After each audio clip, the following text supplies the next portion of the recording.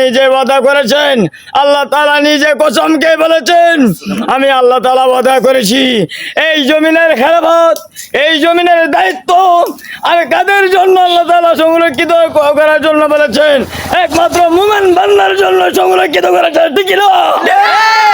আমার ভাইরা, আমি বলতে চাই জমিনের খেলাফত বসে যোগ্য একমাত্র আল্লাহ তাআলা ওয়াদা করে বলতেছেন, যারা নেক আমল করবে নিজে ভালো মানুষ রূপান্তরিত হবে, যারা নেক আমল নিজে করবে, ভালো করবে এবং মানুষকে ভালো আদেশ দিবে, নেক কাজের আদেশ দিবে, নিজের সৎ কাজ করবে বা মানুষকে অন্যায় কাজ থেকে বিরত রাখবে, ভালো কাজ করবে, ওই মানুষটাই হবে ভালো।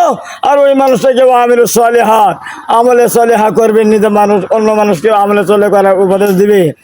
মিনকুম লা ইস্তাখলিফান্নাহুম বিল আরদ, ওই কাজ যারা করবে তাদের হাতে আমি আল্লাহ তাআলার জমিনের দায়িত্ব আমি তাদের হাতে আমি মুমিন বান্দার জন্য সংরক্ষিত রেখেছি, ওই হবে মুমিন মুসলমান। তাদের জন্য আমার জমিনের খেলাফত। আমার ভাইরা, আর এই মুমিনরা যেন ভয় না পায়, এই মুমিনরা, এই মুসলমানরা আমার কোরআনকে সকল জায়গায় সকল স্তরে আমাদের এই কোরআনকে সম্বোধনা দেবে। এই কোরআনকে পার্লামেন্টে পাকঘর থেকে শুরু করে আজকে রাষ্ট্রভবন পর্যন্ত কোরআনকে যারা সম্বোধনা দিতে চায় তারাই হচ্ছে প্রকৃত মুসলমান।